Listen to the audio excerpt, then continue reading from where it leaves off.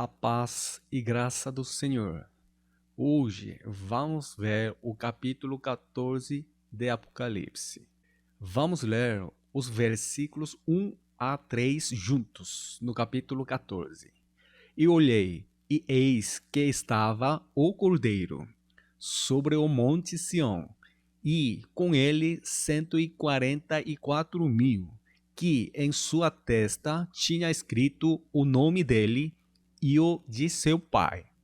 E ouvi uma voz do céu, como a voz de muitas águas, e como a voz de um grande trovão, e uma voz de arpistas que tocavam com a sua harpa, e cantavam um como cântico novo, diante do trono e diante dos 4 animais e dos anciãos. E ninguém podia aprender aquele cântico, senão os 144.000 que foram comprados da terra. Mesmo os cristãos que não leram o livro de Apocalipse podem ter ouvido falar dos números 144.000. Os cristãos que ouviram a explicação desse número podem ter ouvido que, a menos que sejam incluídos entre os 144.000, não serão salvos. Mas esses 144.000 são apenas uma fração daqueles que estão sendo salvos. O lugar onde os santos encontram a segunda vinda de Jesus não é no Monte Sião, mas no ar. No entanto, no versículo 1 está registrado que 144.000 estavam com o Cordeiro no Monte Sião. O Cordeiro é Jesus Cristo. Jesus está agora no terceiro céu. Disse que esses 144.000 estão com Jesus no terceiro céu. Então, é necessário descobrir quando esses 144.000 subirão ao terceiro céu. Se você ler Apocalipse capítulo 7, versículo 3 e 4, onde os 144.000 são mencionados, você pode adivinhar o conteúdo, dizendo: não danifiqueis a terra, nem o mar, nem as árvores, até que hajamos assinalado na testa o servo do nosso Deus. E houve o número dos assinalados, e eram 144.000 assinalados de todas as tribos dos filhos de Israel. Da tribo de Zebulon, 12.000. Da tribo de José, 12.000. Da tribo de Benjamim, 12.000. Apocalipse capítulo 7 nos disse especificamente quem são os 144.000. No entanto, alguns interpretam esses 144.000 como o número total daqueles que foram salvos. E outra interpretação comum diz que o número 144.000 é um número simbólico. A interpretação daqueles que fazem tais afirmações é que o número multiplicado por 12 seria 12 tribos de Israel vezes 12. 12 apóstolos do Cordeiro vezes 1.000. O maior número é 144.000. 12 vezes 12, um número perfeito, é um número multiplicado por 1.000, que representa o número perfeito 144 vezes 1.000. Portanto, é uma interpretação universal interpretar que o o número total de pessoas que foram salvos é 144 mil. No entanto, essa interpretação foi criada pelo pensamento das pessoas. Então, vamos ver o que a Bíblia diz sobre os 144 mil. 144 mil não é multiplicado por um número perfeito pela interpretação universal introduzida acima. Das 12 tribos, está registrado que o número daqueles que foram selados por cada tribo foi multiplicado por 12 mil, resultando em 144 mil. Então, em vez de calcular 12 vezes 12 primeiro, está claramente registrado em Apocalipse capítulo 7, versículos 5 a 8, que o número daqueles que foram selados por 12 mil, por tribo multiplicado por 12, foi 144 mil. Assim, a Bíblia afirma claramente que 144 mil não é um número simbólico. Se fosse um número simbólico, o apóstolo João teria dito que era um número simbólico. Deve-se notar que o Israel mencionado no livro do Apocalipse não se refere apenas ao povo judeu de descendência. Deixe explicar por quê. No Antigo Testamento, não havia tribo de José entre as tribos de Israel que eram descendentes, porque os dois filhos de José, Manasses e Efraim, foram adotados por Jacó. E depois disso, José não teve mais filhos. Então, não há tribo de José entre as 12 tribos de Israel. No entanto, em Apocalipse capítulo 7, no versículo 8, está registrado que apenas 12 mil das tribos de José foram seladas, o que significa que há muito mais tribos de José além dessas. Por esta razão clara, o Apocalipse diz que os 144 mil são o Israel espiritual, não o pedigre Israel.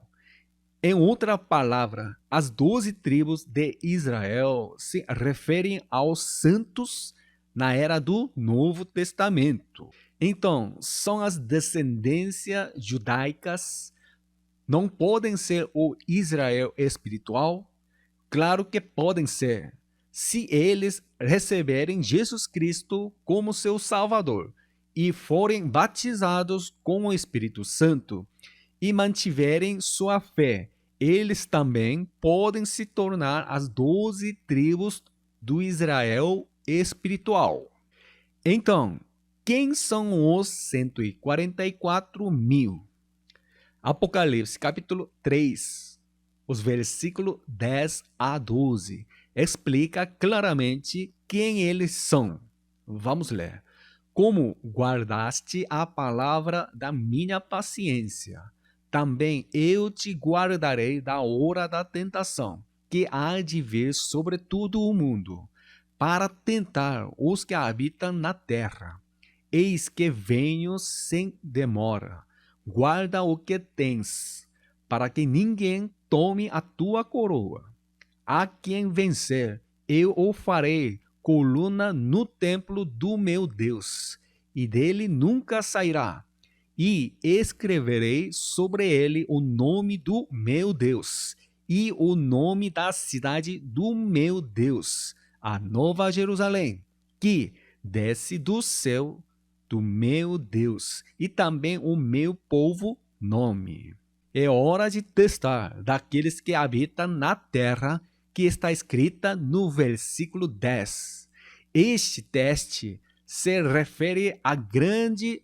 Esta tentação se refere à grande tribulação de 7 anos nos últimos dias, que o período é dispensado.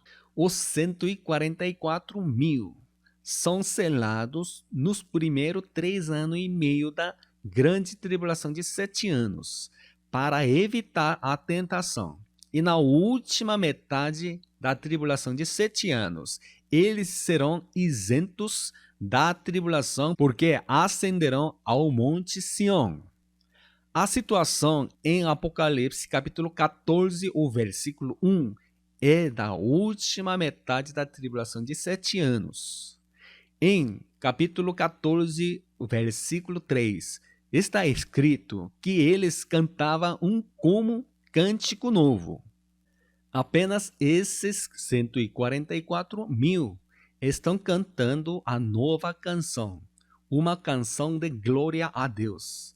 Isso ocorre porque há apenas 144.000 santos que estarão no terceiro céu, o Monte Sião, na última metade da tribulação de 7 anos. Porque outros santos não podem ascender, subir ao Monte Sião na última metade da tribulação de 7 anos. O resto dos santos cantarão junto com os 144.000 quando o tribunal de Cristo termina. E escreverei sobre ele o nome do meu Deus e o nome da cidade do meu Deus, a nova Jerusalém, que desce do céu, do meu Deus, e também o meu novo nome, que está escrito em Apocalipse, capítulo 3, no versículo 12. A pista decisiva de que a igreja em Filadélfia, que são 144.000 assinalados, está escrita neste versículo. Está escrito que escreverei o meu novo nome, o novo nome de Jesus, na testa deles. Em Apocalipse, capítulo 14, versículo 1, está escrito que o nome do Cordeiro e o nome de seu pai estava nas testas dos 144.000. Apocalipse, capítulo 3, versículo 12 e Apocalipse, capítulo 14, o versículo 1, estão falando sobre a mesma cena. E olhei, e eis que estava o Cordeiro sobre o monte Sião, e com ele 144.000 que em sua testa tinham escrito o nome dele e o de seu pai. Qual é o novo nome de Jesus? O novo nome de Jesus aparece 28 vezes no livro de Apocalipse, mas há pouca menção do novo nome em outros livros. Não há menção do novo nome de Jesus sendo o Cordeiro.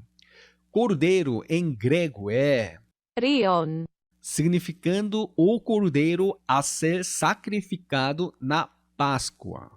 No entanto, em João, capítulo 1, versículo 29, João Batista se referiu a Jesus como o Cordeiro, Nos, que significa o Cordeiro de Deus que tira o pecado do mundo. O cordeiro expresso por João Batista nesta época era usado para significar Jesus não morre, mas um governante que tira os pecados. A propósito, o cordeiro mencionado em Apocalipse capítulo 14, no versículo 1, é Rion, portanto, antes de Apocalipse, capítulo 14, o versículo 1 ser escrito, ninguém sabia que Rion, é o novo nome de Jesus. Este novo nome de Jesus é apresentado pela primeira vez em Apocalipse, capítulo 5, versículo 6. Quando o apóstolo João subiu ao terceiro céu, ele viu o cordeiro de que entre os 4 animais viventes e os 24 anciões. Vamos ler Apocalipse capítulo 5, o versículo 6 e conferir. E olhei, e eis que estava no meio do trono, e dos 4 animais viventes, e entre os anciões um cordeiro, como havendo sido morto, e tinha 7 pontas e 7 olhos, que são os 7 Espíritos de Deus, enviados a toda a terra. Quando Jesus ascendeu ao terceiro céu, o apelido Cordeiro foi cunhado pela primeira vez. Na carta à igreja de Filadélfia, Jesus disse em Apocalipse, capítulo 3, no versículo 12, que aquele que vencer até o fim, escreverei meu novo nome sobre ele. Em Apocalipse, capítulo 14, o versículo 1, o novo nome do Cordeiro está escrito na testa dos 144.000. Se você ler Apocalipse, capítulo 3, capítulo 5, capítulo 7 e capítulo 14, é fácil entender que esses 144.000 são a igreja em Filadélfia. Alguns dizem que apenas 144.000 serão salvos, mas a razão pela qual afirma que é por causa de Apocalipse, capítulo 14, o versículo 3. Vamos ler este versículo. E cantava um como cântico novo diante do trono e diante dos 4 animais e dos anciões, e ninguém podia aprender aquele cântico, senão os 144.000 que foram comprados da terra. Este é um erro que partiu de um mal entendido, de que muitas pessoas que leram e estudaram a Bíblia sabem que o terceiro céu é o reino dos céus, o reino de Deus. Isso porque os cristãos foram ensinados que, quando forem salvos e morrerem, irão para o reino dos céus, que seria o reino de Deus. Por causa de tais falsos ensinos, o apóstolo João foi ao terceiro céu e viu, porque está escrito no versículo 3, que os comprados da terra são 144.000. Eles afirmam que há apenas 144.000 pessoas que foram salvas. Há uma parte que quase todos os cristãos compreenderam errados. Quando Jesus voltar, o julgamento do grande trono branco não começará, mas o tribunal de Cristo. Quando o tribunal de Cristo termina, o milênio começa, e quando o milênio passa, o julgamento grande trono branco será realizado. Eles não sabem que aqueles que estiveram nos 3 lugares do mar, a morte e o Hades, serão julgados neste grande julgamento do trono branco. Ou seja, quando Jesus voltar, os mortos em Cristo estarão no tribunal de Cristo, e o local de reunião, encontro, será no ar. Aqueles que estavam no mar, na morte e no Hades, comparecerão no julgamento do grande trono branco, que, começando depois de Apocalipse, capítulo 20, versículo 11.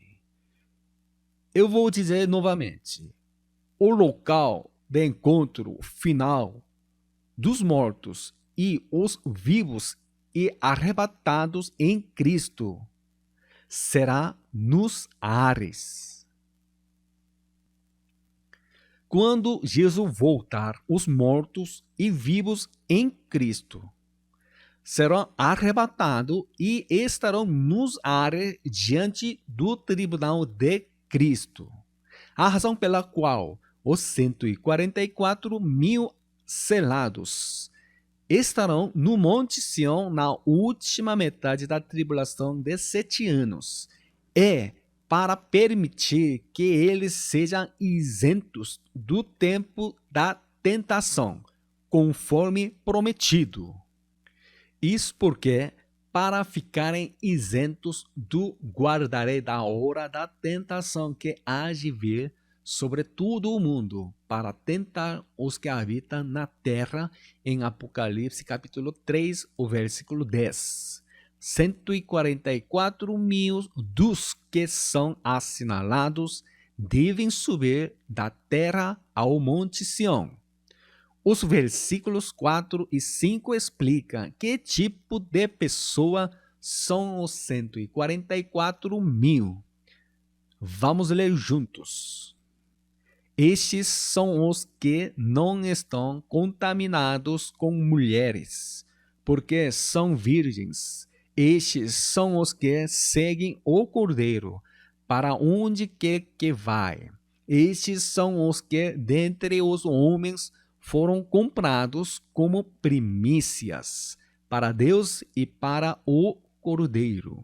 E na sua boca não se achou engano, porque são irrepreensíveis diante do trono de Deus. No versículo 4 é escrito como primícias. Este como primícia se refere à igreja que chegou a Jesus primeiro, entre as 7 igrejas. De acordo com Apocalipse capítulo 3, versículo 8, eu sei as tuas obras, eis que diante de ti pus uma porta aberta, e ninguém a pode fechar. Tendo pouca força, guardaste a minha palavra e não negaste o meu nome. Neste versículo, eis que diante de ti pus uma porta aberta. Esta porta se refere à porta do terceiro céu, e disse-se que está aberta para a igreja de Filadélfia, visto que Apocalipse capítulo 3, nos versículos 7 a 12, é uma mensagem para a igreja de Filadélfia. Diante de ti pus uma porta aberta. No versículo 8, mostra que o terceiro céu foi aberto para a igreja de Filadélfia. A igreja de Filadélfia aparece em Apocalipse, capítulo 12, no versículo 5. E deu à luz um filho, um varão que há de reger todas as nações com vara de ferro. E o seu filho foi arrebatado para Deus e para o seu trono. O seu filho foi arrebatado para Deus e para o seu trono. Está escrito que uma cena em que certo filho arrebatado, o seu filho, escrita em capítulo 12, no versículo 5, é o primeiro fruto, escrito em capítulo 14, no versículo 4. A igreja em Filadélfia, onde a promessa de isenção da tribulação de 7 anos foi cumprida e, em primeiro lugar, a cena da subida ao Monte Sião é explicada. A mulher que deu à luz um filho em Apocalipse, capítulo 12, no versículo 5, se refere à igreja. A mulher tem 7 filhos, que são 7 igrejas. Entre as 7 igrejas, a igreja de Filadélfia é a primeira a ser isenta da tentação e ascender ao terceiro céu. Um varão que há de reger todas as nações com vara de ferro. O homem mencionado neste versículo é Jesus. Está registrado em Apocalipse, capítulo 20, no versículo 4, que Jesus Cristo e aqueles que vencerem reinarão juntos durante o reino de 1000 anos. Veja Apocalipse, capítulo 2, versículo 26 e 27. E ao que vencer e guardar até ao fim as minhas obras, Eu lhe darei poder sobre as nações, e com vara de ferro as regerá, e serão quebradas como vasos de oleiro, como também recebi de meu Pai. Aqueles que vencerem regerão com Jesus sobre os incrédulos que vivem na terra no reino milenar. Apocalipse, capítulo 14, mostra o que acontecerá às 7 igrejas na última metade da tribulação de 7 anos. Dentre as 7 igrejas, há igrejas que têm o intervalo e outra que não tem o intervalo. O intervalo refere-se ao tempo entre a morte e a ressurreição. Isso é explicado em detalhes em um vídeo no meu canal do YouTube chamado O Intervalo no Paraíso da Morte à Ressurreição. Podem assistir.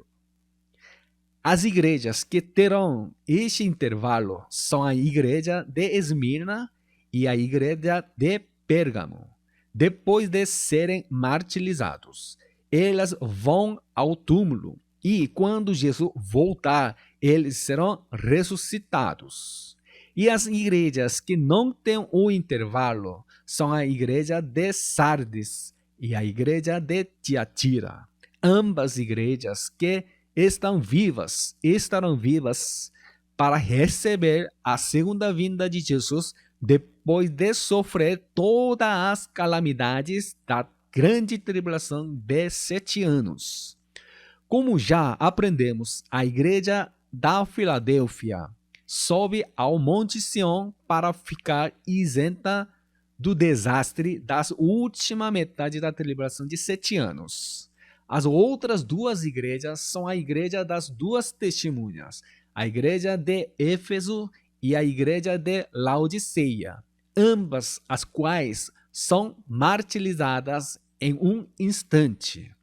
Portanto, assim que a última metade da tribulação de 7 anos começar, elas são martirizadas em um instante do ano, mês, dia, hora, e depois de 3 dias e meio, ou seja, 3 anos e meio que passa, o Espírito de vida, vinda de Deus, entra nelas e puseram-se sobre os pés e sobe ao céu em uma nuvem.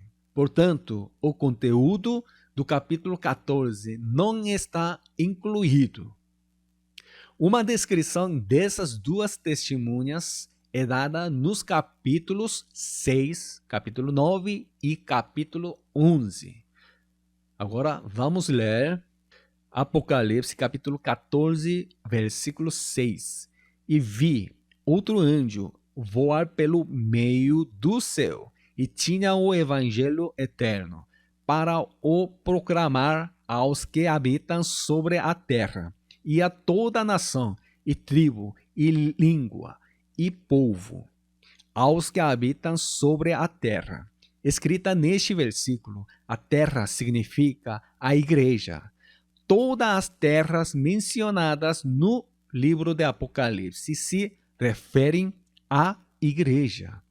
A igreja da Filadélfia estará na última metade da tribulação de 7 anos e a igreja das duas testemunhas, Éfeso e Laodiceia, não será capaz de ouvir o evangelho, porque serão martirizados por um instante e jazerá o seu corpo morto na praça da grande cidade, que espiritualmente se chama Sodoma e Egito.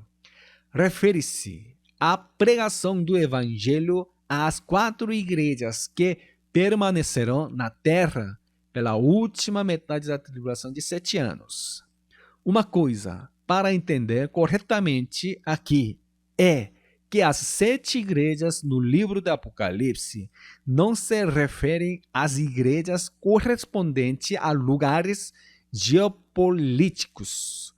Refere-se aos membros que desempenham o ministério correspondente a cada igreja espiritualmente. Ou seja, os ministros que dão testemunho do evangelho da salvação nos últimos dias, como a igreja das duas testemunhas, são representando pela igreja de Éfeso e pela igreja de Laodiceia.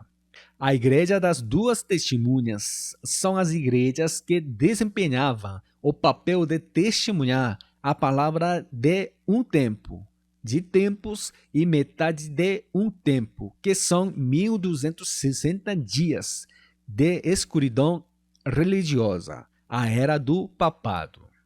Os ministros da igreja das duas testemunhas que realizam esses ministérios serão martirizados assim que a primeira metade da tribulação de 7 anos termina.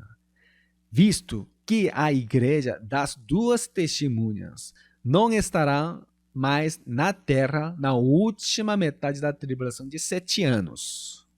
O evangelho será pregado por meio de um anjo na última metade da tribulação de 7 anos. Outro anjo mencionado em Apocalipse, capítulo 14, no versículo 6, é, Los. em grego, tem o significado qualitativamente o mesmo. No versículo 6, o apóstolo João está nos dizendo, usando essa palavra, Los. que ele era um anjo diferente do anjo que ele tinha visto antes, mas qualitativamente o mesmo.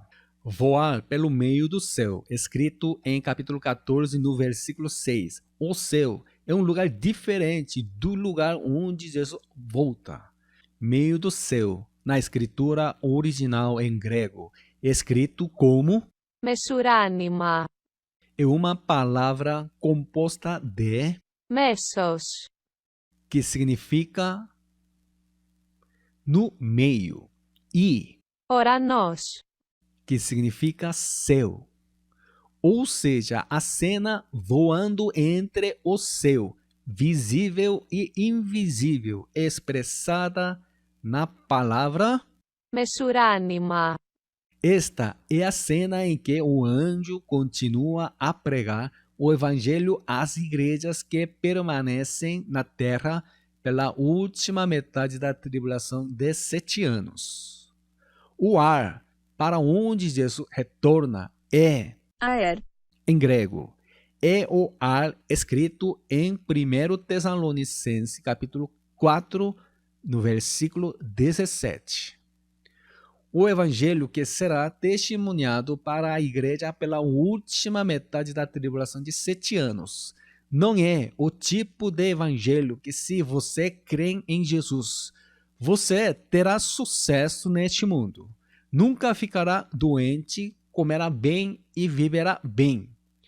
Mas, precisamente, o evangelho eterno para o proclamar aos que habitam sobre a terra, escrito em Apocalipse, capítulo 14, no versículo 6, pode ser considerado o evangelho de uma era.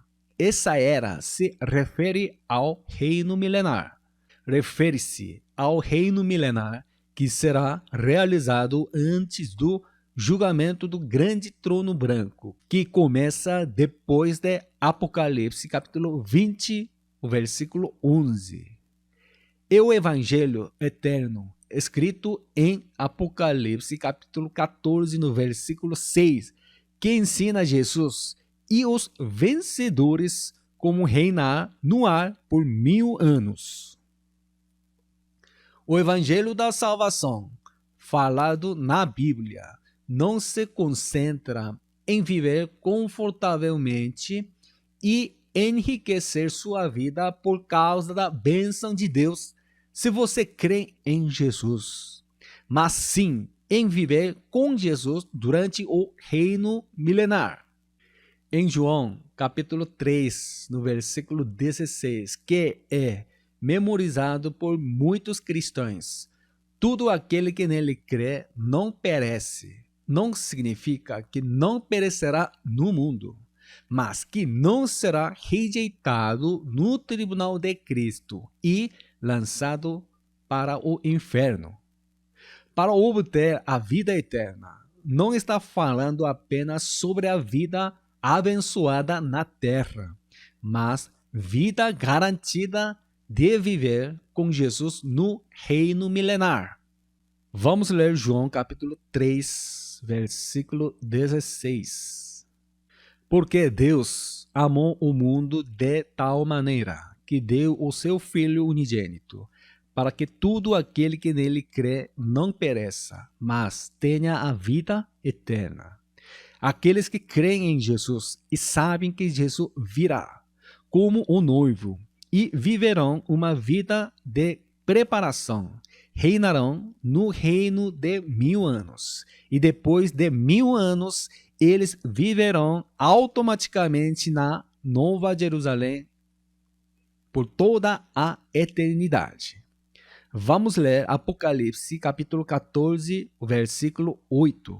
E outro anjo seguiu, dizendo: Caiu, caiu Babilônia, aquela grande cidade que a todas as nações deu a beber do vinho da ira da sua prostituição. Este versículo é igual a Apocalipse capítulo 14, o versículo 2. Logo, a grande cidade da Babilônia, o ícone da igreja caída, tornou-se uma morada de demônios. O capítulo 14 apresenta o estado da igreja caída nestes últimos dias com antecedência. Entre as aparições da igreja em conluio com o mundo, isso explica a realidade da igreja decaída. Entre as aparições da igreja em conluio com o mundo, isso explica a realidade da igreja depravada, que passará pela última metade da tribulação de 7 anos nos últimos dias. Vamos ler Apocalipse capítulo 18, o versículo 2. E clamou fortemente com grande voz, dizendo: Caiu, caiu a grande Babilônia, e se tornou morada de demônios, e abrigo de todo espírito imundo, e refúgio de toda ave imunda e aborrecível. Desta forma, o livro de Apocalipse explica repetidamente cada situação das 7 igrejas, os 7 castiçais, com as mesmas cenas. Os eventos da era da igreja, os eventos que ocorreram na primeira metade da tribulação de 7 anos e os eventos que acontecem na última metade da tribulação de 7 anos são divididos em 3 ais: os 7 selos, as 7 trombetas e as 7 taças, explicando as cenas e circunstância em que cada ai ocorre de um ângulo diferente. Ou seja, o conteúdo do capítulo 14 também mostra o que a igreja da prostituta, a grande cidade de Babilônia, passará na última metade da tribulação de 7 anos. Sua prostituição, escrita em Apocalipse, capítulo 14, no versículo 8, se refere à fornicação da igreja e se refere à iniquidade da igreja, que pensa que não há necessidade de Jesus voltar como noivo. É prostituição da igreja pensar apenas no primeiro advento de Jesus Cristo, que morreu na cruz, e não viver a vida de uma noiva pura para o noivo que volta. O fato de a igreja ficar satisfeita com outras coisas mundanas, em vez de por meio de Jesus, é chamado de prostituição na Bíblia. E além disso, em Apocalipse, capítulo 19, no versículo 15, é dito que eles serão pisoteados o lagar do vinho do furor. Isso significa ser jogado no inferno. Se você for membro da igreja, fique atento a essas palavras e peça arrependimento e perdão logo para viver uma vida de preparação como uma noiva pura. O livro de Apocalipse nos disse repetidamente se iremos para o inferno ou para o reino milenar. Vamos ler Apocalipse capítulo 14, os versículos 9 e 10. E o seguiu o terceiro anjo, dizendo com grande voz: se alguém adorar a besta e a sua imagem e receber o sinal na testa ou na mão, também o tal beberá do vinho da ira de Deus, que se deitou, não misturado, no cálice da sua ira, e será atormentado com fogo e enxofre diante dos santos anjos e diante do Cordeiro. No fogo e enxofre, escrito no versículo 10, a palavra grega, o fogo e enxofre, escrito no versículo 10, a palavra fogo em grego é Πυρό. e enxofre é. Θεόν. Este fogo em enxofre significa o fogo do inferno. No livro de Apocalipse, o inferno é expresso como um mar de vidro misturado com fogo. Na última metade da tribulação de 7 anos, o recebimento da marca da besta será formalizado e tornado obrigatório em todo o mundo. As características da marca da besta mencionada em Apocalipse são registradas em Apocalipse capítulo 13, do versículo 16 e 17. Vamos ler juntos. E faz que a todos, pequenos e grandes, ricos e pobres, livres e servos, e lhes seja posto um sinal na mão direita ou na testa, para que ninguém possa comprar ou vender, senão aquele que tiver o sinal, ou o nome da besta, ou o número do seu nome. O versículo 17 nos diz que essa marca está relacionada à compra e venda, para que ninguém possa comprar ou vender, exceto aqueles que têm essa marca. É fácil perceber que a marca da besta é um meio intimamente relacionado à atividade econômica. Em Apocalipse, capítulo 14, versículo 9, receber o sinal. Em receber é escrito o verbo Λαμβάνω. na escritura original em grego. Este verbo pode significar receber, mas também pode significar agarrado, segurado.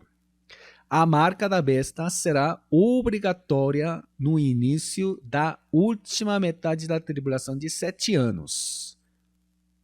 O que acontecerá quando recebermos a marca da besta é explicado em capítulo 14, nos versículos 10 e 11. Visto que receber a marca da besta significa adorar a besta e a imagem, Jesus nos avisou que, se você receber a marca, será lançado no fogo do inferno. No entanto, se você ler Apocalipse capítulo 16, versículo 2 e 11, está registrado que eles não se arrependeram de seus atos, enquanto Deus revelou que eles teriam uma chaga má e maligna para aqueles que receberam a marca da besta. Se você receber a marca da besta, obviamente não deveria. No entanto, no capítulo 16, versículo 9, está escrito: não se arrependeram para ele darem glória. Vamos ler Lucas capítulo 15, o versículo 10. Assim vos digo que há alegria diante dos anjos de Deus por um pecador que se arrepende. Desta forma, Deus perdoa os pecadores que se arrependem, mas esse arrependimento deve ser arrependimento pleno. No entanto, existem certas coisas das quais os crentes devem estar cientes. A Bíblia nos diz que existem pecados que não pode ser perdoado, mesmo que nós arrependamos. Esse pecado é blasfêmia contra o Espírito Santo.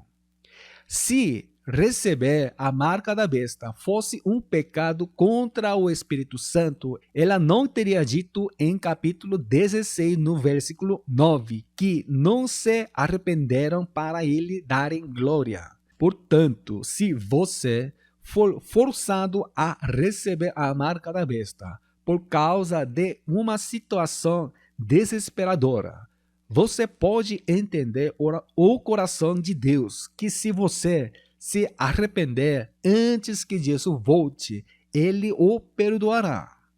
É mais conveniente para mim explicar que você não deve receber a marca da besta incondicionalmente para evitar confusão. No entanto, Apocalipse capítulo 22, os versículos 18 e 19 diz que se você adicionar ou retirar as palavras desta revelação, tiraria sua participação na árvore da vida e na cidade sagrada. Então, o livro de Apocalipse deve ser explicado como está escrito. Não devo explicar de acordo com minha conveniência. Sabemos que não devemos receber a marca da besta, mas se não obedecermos à palavra de Deus, mas pela comodidade de nossas vidas, ela não corresponde à situação de que estamos falando agora. Por exemplo, se um bebê nasce na última metade da tribulação de 7 anos e em uma situação desesperadora, que não tem escolha a não ser ficar doente e ir para o hospital, a maioria dos pais sabe que não deve receber a marca da besta, mas não tem escolha a não ser recebê-la pela vida de seu bebê. Eles buscarão a marca da besta por vida de bebê, seu filho. Neste caso, embora tenhamos recebido a marca da besta, se desistirmos da marca da besta, que é o arrependimento total, antes que Jesus volte e antes que as 7 taças sejam derramadas. Está implícito em capítulo 16, no versículo 11, que Deus também os perdoará. Vamos ler Apocalipse capítulo 14, versículo 11 e 12. E a fumaça do seu tormento sobe para todo o sempre, e não tem repouso, nem de dia, nem de noite. Os que adoram a besta e a sua imagem, e aquele que receber o sinal do seu nome.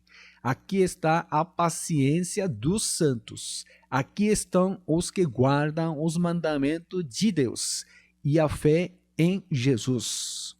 O versículo 11 diz que ninguém tem repouso nem de dia nem de noite. Repouso, neste versículo, significa não ter o descanso do intervalo que os mortos em Cristo têm. A marca da besta será recebida compulsoriamente na última metade da tribulação de 7 anos. Portanto, receber a marca da besta significa que ainda haverá igrejas na última metade da tribulação de 7 anos. As igrejas são a igreja de Tiatira e a igreja de Sardes.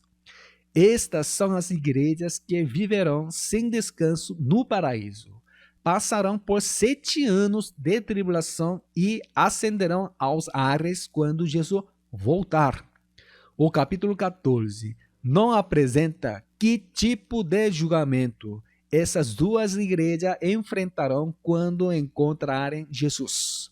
Embora essas duas igrejas tenham recebido a marca da besta, elas serão perdoadas se arrependerem. No entanto, se elas não se arrependerem, serão lançados no inferno. A passagem que explica quem são os santos na Bíblia é Efésios capítulo 1, versículo 2. Vamos ler juntos. A passagem que explica quem são os santos na Bíblia é Efésios capítulo 1, versículo 1. Vamos ler juntos. Paulo, apóstolo de Jesus Cristo, pela vontade de Deus, aos santos que estão em Éfeso e fiéis em Cristo Jesus. Os fiéis em Cristo não estão separados uns dos outros, mas aqueles que constituem o corpo de Cristo são os santos. E Apocalipse, capítulo 14, o versículo 12, explica quem são os santos especificamente. Aqui está a paciência dos santos. Aqui estão os que guardam os mandamentos de Deus e a fé em Jesus. Este versículo definiu claramente o que é um santo. Então, qual é a fé em Jesus escrita neste versículo? A crença, a fé de que isso definitivamente vai acontecer. Essa fé se refere à crença de que a ceia das bodas do Cordeiro certamente acontecerá. Na obra de fazer conhecimento do bem e do mal. Recebendo a noiva, a igreja que Deus, o Filho, comprou com seu próprio sangue, dentre a Trindade.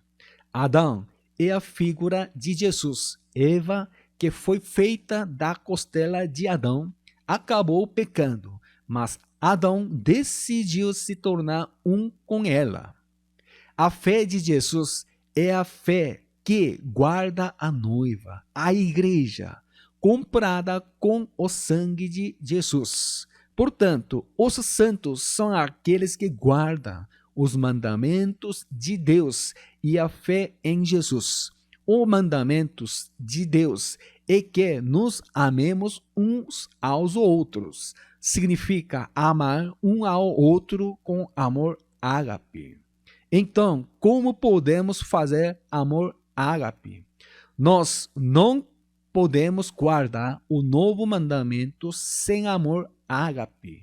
A maneira de receber esse amor ágape é apresentada em Romanos capítulo 5, no versículo 5. E a esperança não traz confusão, porquanto o amor de Deus está derramado em nosso coração pelo Espírito Santo que nos foi dado. Isso significa que o amor ágape no Espírito Santo só pode ser praticado no Espírito Santo. É impossível ter amor ágape sem azeite do Espírito Santo. Os santos devem amar uns aos outros com amor ágape, que é o mandamentos de Deus, e refere-se àqueles que estão se preparando para participar da ceia das bodas do Cordeiro, a fé em Jesus. Não há definição mais clara sobre santos do que está escrita em qualquer lugar da Bíblia. O capítulo 14 do Apocalipse contém muitas coisas que não podem ser encontradas em outros capítulos. Diz-nos que o novo nome de Jesus é o Cordeiro e também fala da definição dos santos.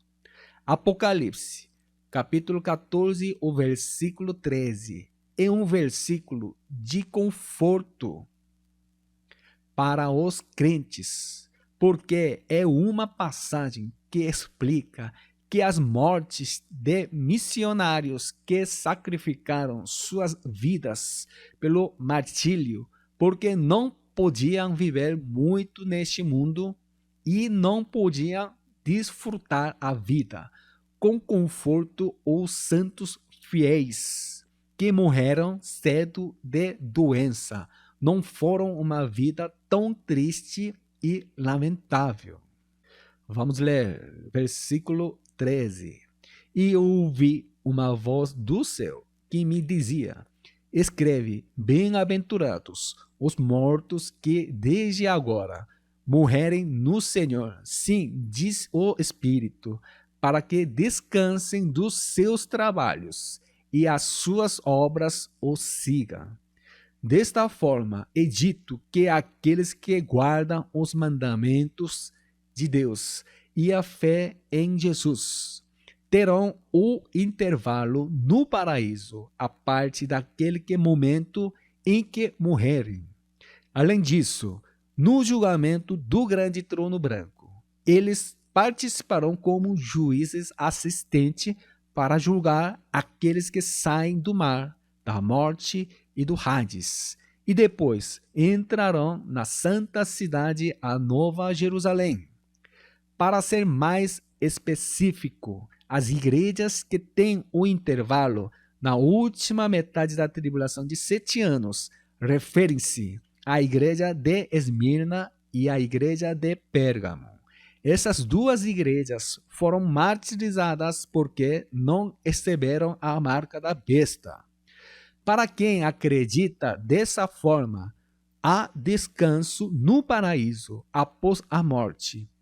E perceba que a segunda metade é inteiramente determinada pelo fato de você ter vivido ou não a vida de se preparar como a noiva do Cordeiro na primeira metade. Jesus certa vez falou sobre esse intervalo quando estava viajando com seus discípulos. Esse versículo é Mateus capítulo 11, versículo 28. Vamos ler. Vinde a mim, todos os que estáis cansados e oprimidos, e eu vos aliviarei no meio. A Bíblia brasileira foi traduzida sem a palavra meio, que diz que ela lhe dará um descanso no meio. Na escritura original em grego é escrito com o verbo Napavo. este. Napavo. É uma palavra composta de duas palavras, Na. quando usado com o genitivo como uma preposição, significa no meio. Entre e outra palavra é, Pavo. que significa parar, pausar.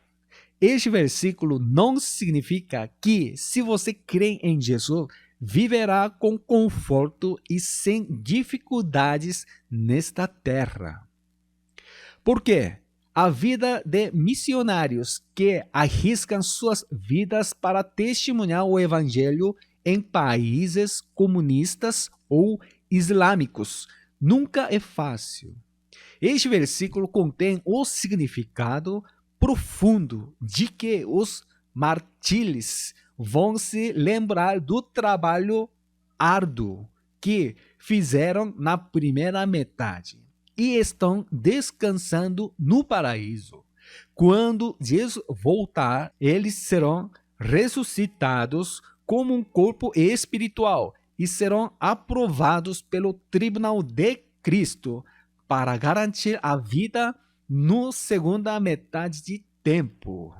E para observar a fé das igrejas que passarão pela tribunal de 7 anos, as igrejas que foram martirizadas primeiro sem receber a marca da besta e as igrejas que receberam a marca da besta, mas recebem o perdão por meio do arrependimento. Como tal, as 7 igrejas introduzidas em Apocalipse, capítulo 2 e 3, desempenham um papel de representar o estado de fé de todos os santos. Todas as 7 igrejas são igrejas que experimentam a graça de Deus e se tornam a noiva do Cordeiro. No entanto, o livro de Apocalipse revela que entre as 7 igrejas existem igrejas isentas da tribulação de 7 anos. Existem igrejas que assumem o papel de 2 testemunhas. Existem igrejas que são martirizadas na última metade da tribulação de 7 anos. E há igrejas que passarão pela tribulação de 7 anos. Vamos ler Apocalipse capítulo 14, o versículo 14. E olhei, e eis uma nuvem branca, e assentado sobre a nuvem, semelhante ao Filho do Homem, que tinha sobre a cabeça uma coroa de ouro, e na mão uma foice aguda. Assentado sobre a nuvem, semelhante ao Filho do Homem. Pode-se ver que esta é a cena da segunda vinda de Jesus. A cena dessa segunda vinda também está registrada em Apocalipse, capítulo 1, do versículo 7. Vamos ler. Eis que vem com as nuvens, e todo olho o verá, até os mesmos que o traspassarão, e todas as tribos da terra se lamentarão sobre ele. Sim, amém. Ou seja, podemos ver que a pessoa que vem com as nuvens é a mesma pessoa que está assentado sobre a nuvem. E isso explica o tribunal de Cristo que Jesus terá em sua segunda vinda. E a colheita quando chegar a hora de colheita. Em capítulo 14, no versículo 14, está escrito que tinha sobre a cabeça uma coroa de ouro. Na escritura original em grego, a coroa é Στέφανος. usada. O cavaleiro no cavalo branco em Apocalipse, capítulo 6, versículo 2, também usa a coroa, Stéphanos. Vamos ler Apocalipse, capítulo 14, os versículos 15 e 16. E outro anjo saiu do templo, clamando com grande voz ao que estava sentado sobre a nuvem: lança a tua foice e cega, e já vinda a hora de cegar, porque já a seara da terra está madura. E aquele que estava assentado sobre a nuvem meteu a sua foice à terra, e a terra foi cegada. Vamos ler Apocalipse, capítulo 1, e versículo 7, novamente. Eis que vem com as nuvens, e todo olho o verá, até os mesmos que o traspassarão, e todas as tribos da terra se lamentarão sobre ele. Sim, amém. Todas as tribos da terra. Isso quer dizer que alguns dos frequentadores da igreja chorarão e rangerão os dentes. Eles não são incrédulos. Disse-se que as pessoas na terra, ou seja, aqueles que frequentavam a igreja, lamentarão por causa de Jesus quando ele voltar. Depois que a colheita termina, o trigo será levado ao celeiro para a festa de casamento, e o joio será lançado ao fogo para chorar. Agora vamos ler capítulo 14, versículo 17. E saiu do templo, que está no céu, outro anjo, o qual também tinha uma foice aguda. Outro anjo. Portanto, os versículos 6, 8, 9, 15 e 17 continua a dizer outro anjo. E esse anjo pode ou não ser Jesus. Quando o apóstolo João ouviu, ele parecia quase igual, mas foram descritos como anjo diferente. Está explicando a cena da colheita do outro anjo. Vamos ler capítulo 14, o versículo 18. E saiu do altar outro anjo, que tinha poder sobre o fogo, e clamou com grande voz ao que tinha a foice aguda, dizendo: lança a tua foice aguda e vindima os cachos da vinha da terra, porque já as suas uvas estão maduras. Outro anjo que tinha poder sobre o fogo. O anjo que tem poder sobre o fogo está esperando pelos santos que foram rejeitados no tribunal de Cristo no inferno, um mar de vidro misturado com fogo. Esta é a cena em que o anjo que controla o fogo pede a Jesus para colher as uvas e enviá-las para este lugar. Saiu do templo que está no céu, escrito em capítulo 14, no versículo 17. O céu, escrito neste versículo em grego, é Ораnos.